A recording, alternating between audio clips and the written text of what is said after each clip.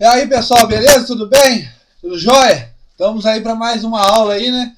Falamos um pouco, a última aula falamos sobre os fenícios e agora iremos falar um pouco mais sobre os persas. Uma coisa que eu quero falar para vocês aqui, essa aula deve estender mais um pouquinho, porque eu quero acabar com os persas nessa mesma aula. E não vi muitas questões cair sobre Persa, sobre o Império Persa, mas nós temos que saber algumas coisas, como seus principais imperadores, como Dario e Ciro, e o que eles fizeram para, como posso dizer, reformas que eles fizeram e repercute até hoje em dia. E o próximo vídeo nosso será sobre a Grécia. Então, pessoal, na nossa primeira aula aí, como vocês podem ver aí, tá aí o e-mail, né, para que você possa mandar o seu e-mail normalmente, né?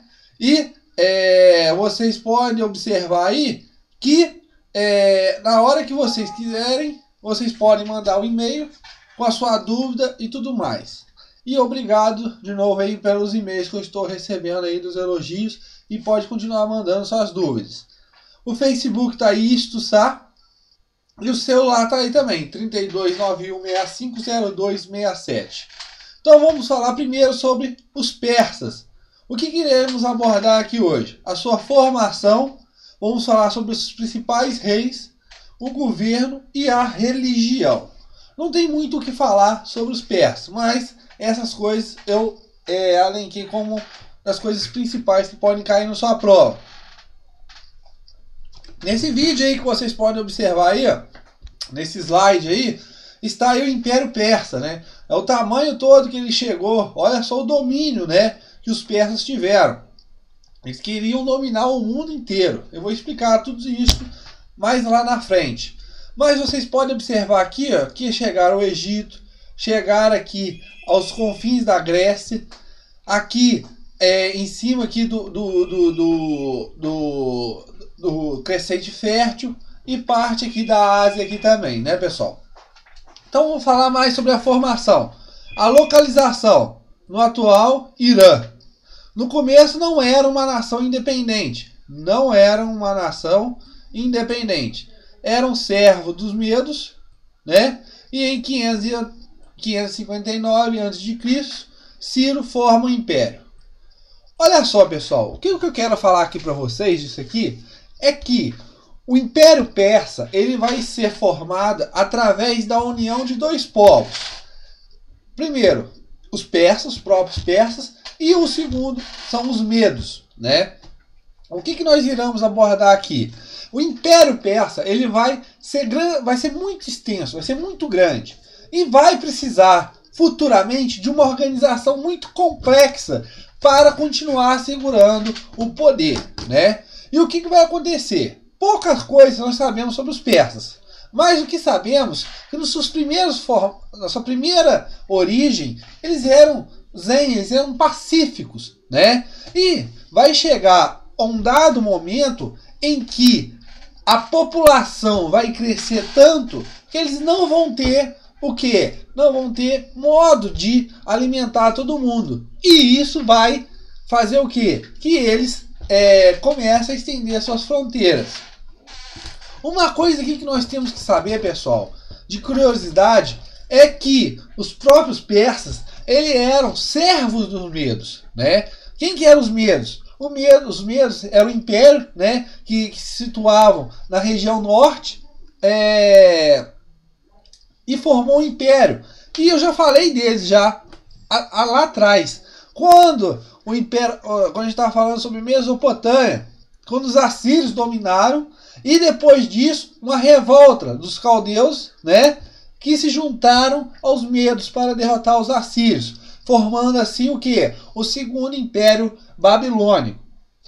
E nós vamos observar aqui que esses medos eles formavam um grande império e os persas eram servos deles, né? Só que vai chegar um dado momento, mais especificamente em 559 a.C., um príncipe chamado Ciro vai subir ao poder de uma tribo que se localizava ao sul, né, do império. E o que vai acontecer? Disso, ele vai se proclamar rei dos persas. Então Ciro vai ser o formador, né? Ele vai, como posso dizer, ele vai formar o Império Persa. E começa a dominar os outros povos vizinhos para quê?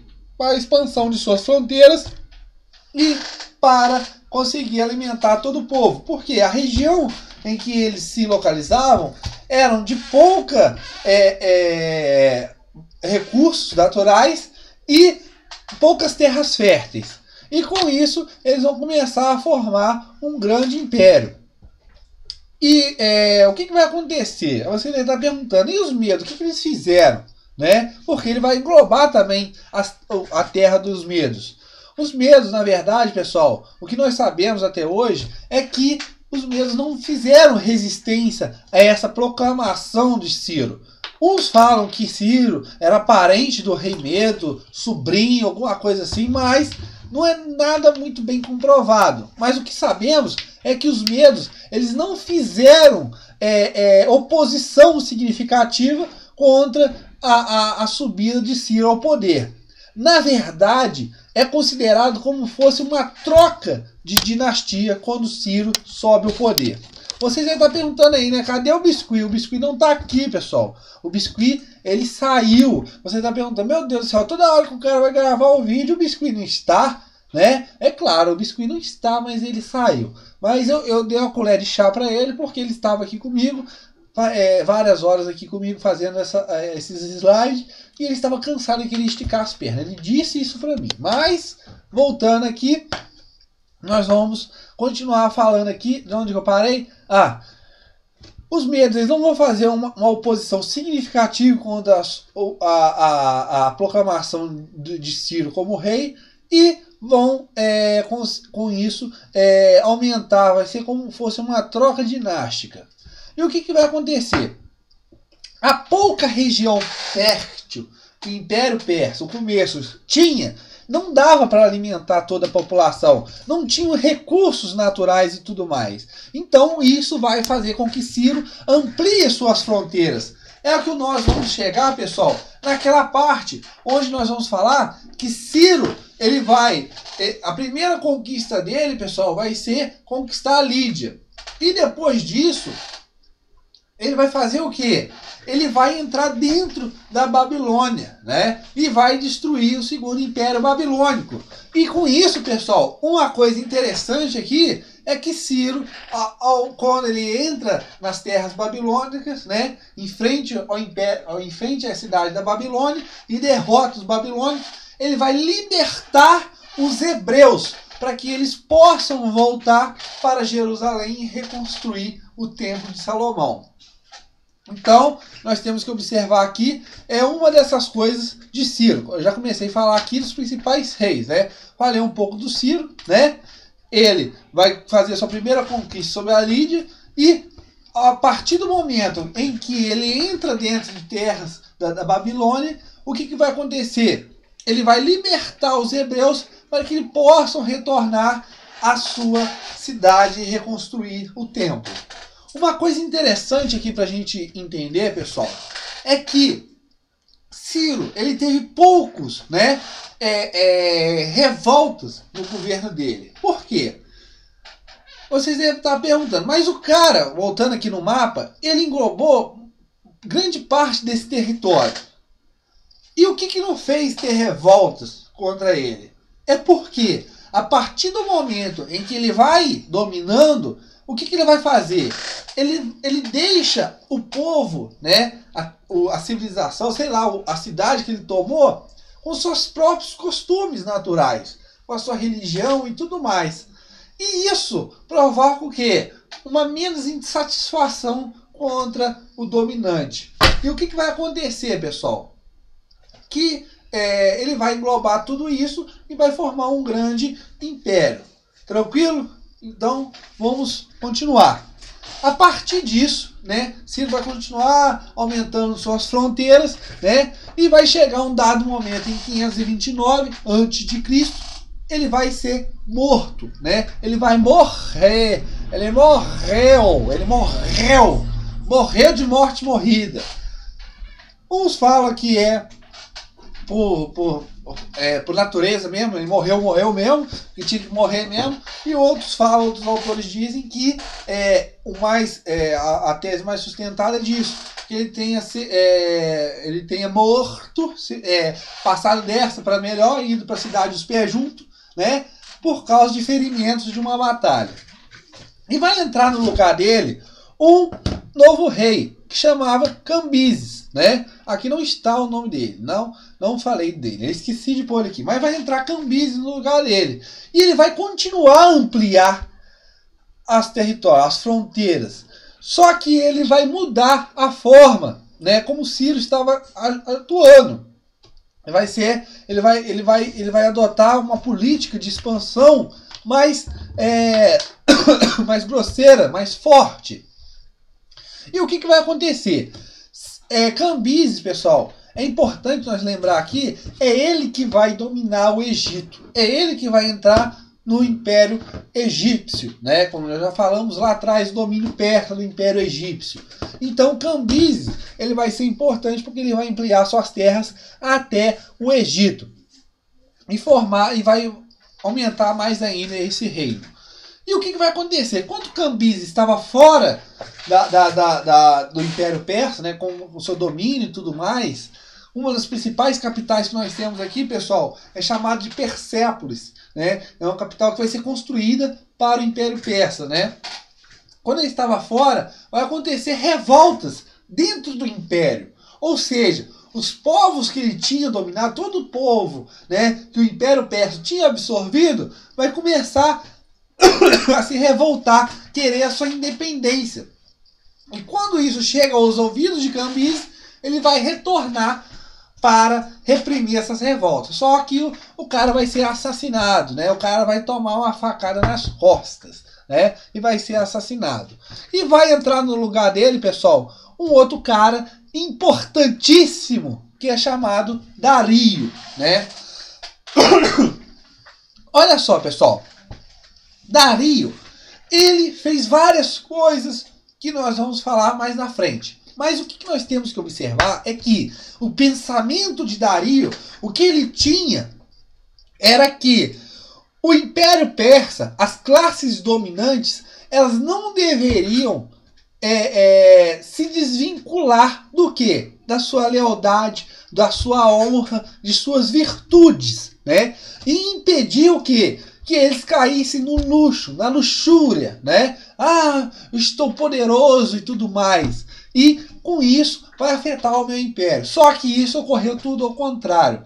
Após a morte de Dario, os próximos reis da Pérsia, eles vão ser impotentes e não vão conseguir sustentar o vasto império persa que se foi constituído. E vai acontecer o quê? O declínio. Mas o que nós queremos falar aqui agora? Olha só, tudo mais. O que você está vendo aqui? Você está vendo um cabloquinho, né? Uma flecha na mão e um arco, né? E o cara está no movimento de correria. Não sei se o cara está correndo, se está ajoelhado para tirar essa flecha. Não sei. Mas essa coisinha aí é chamada de moeda, né? Oh, meu Deus do céu, oh, moeda, oh, não sabia que isso era moeda. Sinceridade mesmo. Se você, professor, se você não me falasse que isso aí era uma moeda, eu acharia que era um olho de boi. Não, mas é uma moeda, não é um olho de boi. É uma moeda, né? E essa moeda aí é chamada de dárico, né? Por quê? É em relação a Dario. É uma reforma monetária que ele vai implementar. Vou falar ainda disso. E esse triângulo aí? Você vai dar aula de matemática agora? Vai falar qual que é a área do triângulo? Não, né? Vou falar aqui que você tem o rei, as satrápias e os seus governadores das satrápias, os chamados sátrapas. Mas o que eu quero falar disso? É a forma de governo. A forma de governo, monarquia. Ele vai fazer reformas administrativas, né? Construções de estradas e a reforma monetária, como eu tinha falado. Dario, pessoal, quando entra no poder, os primeiros anos do governo de Dario, ele vai principalmente lutar contra as insatisfações, contra as revoltas internas que começaram lá no governo de Cambises. E o que vai acontecer? Dario, ele tem um grande império, pessoal. O Império Persa era muito grande. Como vocês podem ver aqui no mapa aqui, ó, o negócio é grande demais, né? O negócio é enorme, né? O cara, para saber o que aconteceu lá em cima, lá perto da Grécia, é difícil, né? Mas o que vai acontecer aqui, pessoal? Olha só. Dario, ele vai ser muito inteligente, né? E isso nós anotamos até hoje como forma de governo. Ele vai dividir o império em estados, ou chamado províncias, chamados, na verdade, de quê? Satrápias, né? Essa divisão em regiões é chamada de satrápias, é chamada estados mesmo, províncias, como nós temos hoje, estado de Minas Gerais, São Paulo, Rio de Janeiro, Bahia e tudo mais. Mas só que o quê? Aqui ele vai chamar de satrápias. E vai delegar para o governo dessas satrápias pessoas que ele conhece, né? Os chamados governadores, ou também chamados de sátrapas. Pessoal, a partir do momento que ele faz isso, ele está fazendo o quê?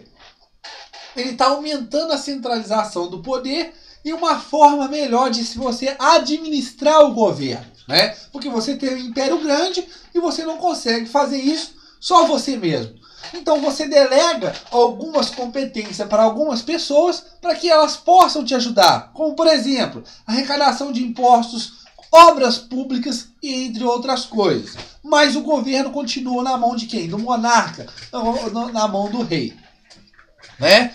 E ele vai, através dessa reforma administrativa, ele vai também fazer o quê? Para não ter, como a gente pode dizer, que no Brasil não há corrupção, né? O Brasil nunca houve corrupção. Quem fala isso, pessoal, eu acho que uma pessoa não conhece o nosso governo, né? Não existe corrupção, né? O negócio é uma mil maravilhas, ninguém rouba nada. Mas, voltando aqui, para não haver isso, porque não acontece aqui no nosso Brasil, né? Ele é um exemplo, né? Olha a ironia aí do destino. O que vai acontecer? Ele vai formar uma comissão de fiscalização. Ou seja, essa comissão de fiscalização são pessoas ligadas próximo ao rei que vão fiscalizar os sátrapas, os governadores das satrápias. Para quê? Para que não haja uma desvinculação do poder. Esse pessoal da fiscalização, ele tomou o nome como olhos e ouvidos do rei, onde eles vão denunciar todos os abusos que os sátrapas, né, os governadores tiverem fazendo alguma coisa, né? E nós vamos falar aqui também que Dario, ele vai, para melhorar através dessa reforma administrativa, ele vai ainda fazer uma reforma na malha, né, no modal de estradas, né, construindo estradas para melhor fluxo no império desse tamanho, né? E também mobilidade para o comércio, né? E o que vai acontecer com essa malha? Ele vai desenvolver isso para melhorar ainda mais seu comércio e para ter um poder, né? sobre regiões longínquas do império. Então, pessoal, nesse pedaço ele vai fazer essa construção de estradas. E isso vai ser bem grande, bem vantajoso para o Império Persa. E, pessoal, até falam que essas estradas eram todas calçadas, sabe, pessoal? Essas estradas todas eram calçadas. E a principal estrada é chamada Estrada Real. E fala-se que tinha só reservado para a conservação das estradas 2.000 homens. Então esses 2.000 homens, eles ficavam o ano inteiro só por conta da manutenção das estradas. Hoje acontece isso com o nosso Brasil, né, pessoal? Você pode ver nossa malha rodoviária, né, como ela é sem buraco nenhum, né? Não tem nenhum buraco. Por quê? Nós temos várias pessoas, né? Nosso governo é muito em cima com isso, na conservação, né? É outra coisa, né? Oh, meu Deus do céu. Então, o que vai acontecer? Depois disso, nós vamos ter a reforma monetária, como nós já vimos falar, como eu mostrei da moedinha lá. Você deve ter pensado que é um olho de boi, mas não é um olho de boi, não é. Eu sabia, pessoal, que isso aqui na sua cabeça, isso aqui era um olho de boi. Não é um olho de boi, não é um olho de boi, é uma moeda, é o dárico. E essa moeda, ela vai ser muito importante para o comércio do local. Porque você tem várias moedas correndo, e a partir dessa reforma, você tem uma única que fica mais fácil de você controlar. E vai chegar um momento em que o império vai cair. É nessa parte aqui também, pessoal, em que Dario ele vai querer aumentar suas fronteiras para o lado grego, né, para o lado da Grécia. E vai haver revoltas, né, em colônias, né, já próximo ali à divisa com a Grécia. Ele vai tentar reprimir isso, só que ele vai se ver como uma revolta muito grande, onde as cidades gregas irão se unir e lutar contra os persas, as chamadas guerras médicas. E vai acontecendo o quê? No impedimento do avanço do Império Persa. Beleza? Vamos passar aí para a nossa próxima slide, que é a religião. Mazdeísmo, Zaratustra, o dualismo, né? Olha só, pessoal.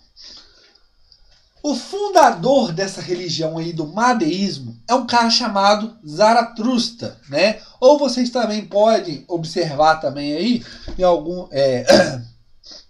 alguns livros, ou quando pesquisar na internet aí, Zoroastra também. E essa pessoa, ele foi uma passagem que esse carinha teve na Terra antes ainda de Ciro ser considerado rei dos persas.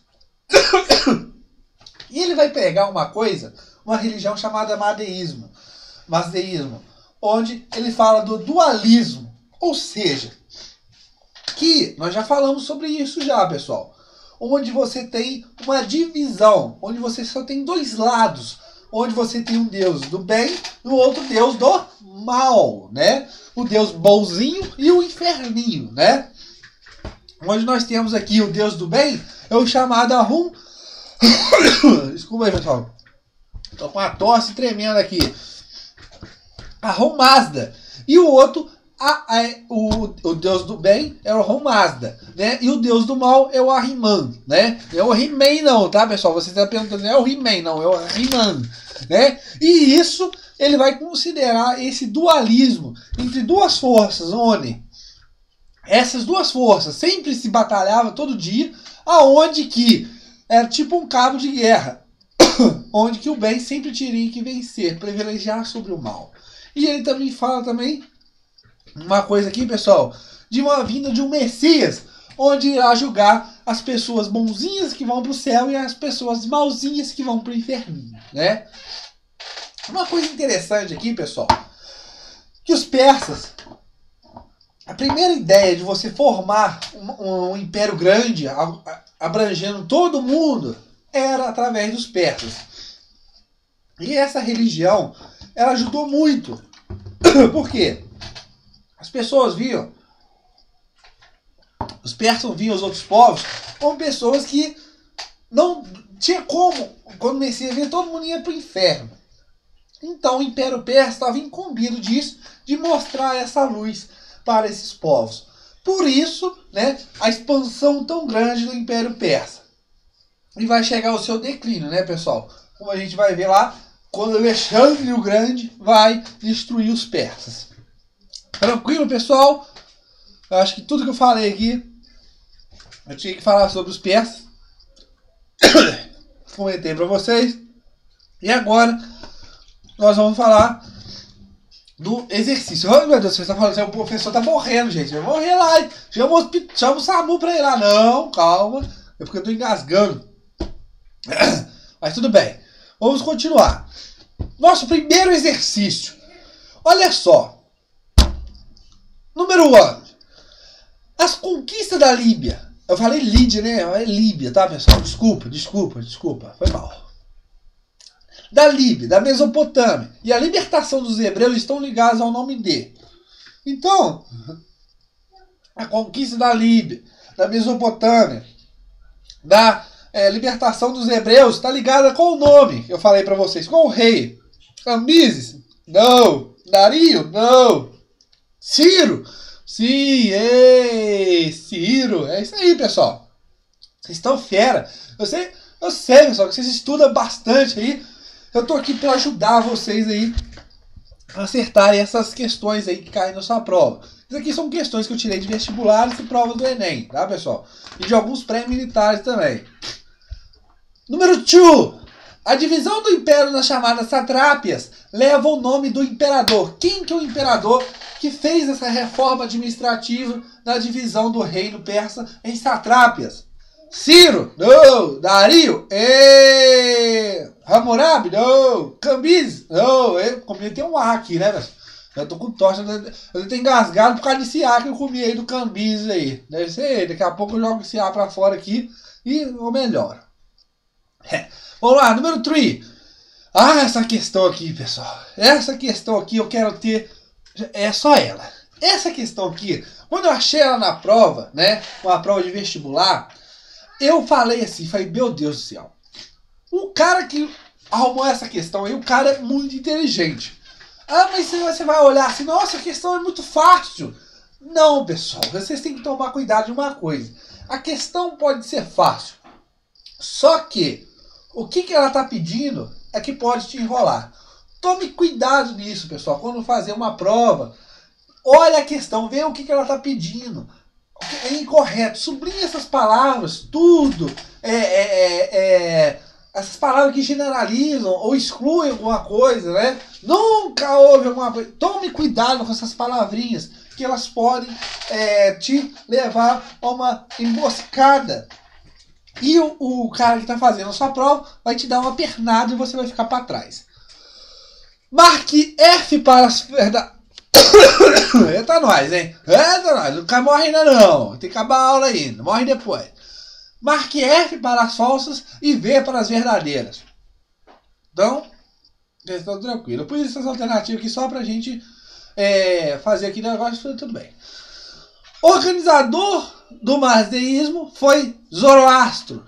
Eita, não é verdadeiro ou falso? Verdadeiro, como eu já falei. Pode vir esses dois nomes, Zoroastro ou Zaratustra. Verdadeiro. O deus do bem no dualismo era Ahriman. Não, falso, né, pessoal? Não é o He-Man, não. Muita gente fala o He-Man, não, Ahriman. O deus do bem era Mazdu, né?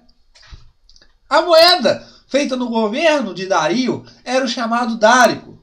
Verdadeiro, né, pessoal? Da reforma monetária que Dario fez. Agora, tome cuidado. Das alternativas, julgue a correta. Quer saber qual que é a correta. Então, nós temos que a alternativa 1 e 3 são verdades, são corretas. Só a 2 está errada. Estão corretas as alternativas 1 e 2? Alternativa e 2 estão corretas? Não. Estão corretas a alternativa 1, 2 e 3? Não. Nenhuma das alternativas estão corretas? Não. A alternativa 2 está errada? Não. Ele quer saber qual que é a correta. Você pode se perder nisso, pessoal. Aí você vai falar assim, não tem resposta não. Isso cabe recurso. Não, mas tem resposta sim. E a resposta é a letra D. Olha só, pessoal, por quê? Ele está perguntando a correta. A alternativa 2 está errada. A alternativa 2 está errada? Tá, ela é falsa. Então, automaticamente, qual que é a correta? É a letra D, né, pessoal? Então, nós chegamos aí quase a 29, quase 30. E eu tenho uma surpresa aqui para vocês. Eu quero trazer uma pessoa aqui para vocês. É uma pessoa que está no lugar do biscuit, né?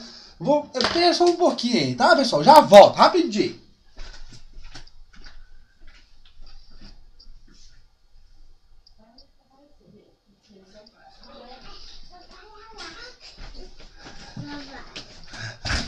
Aí, pessoal, quem tá aí?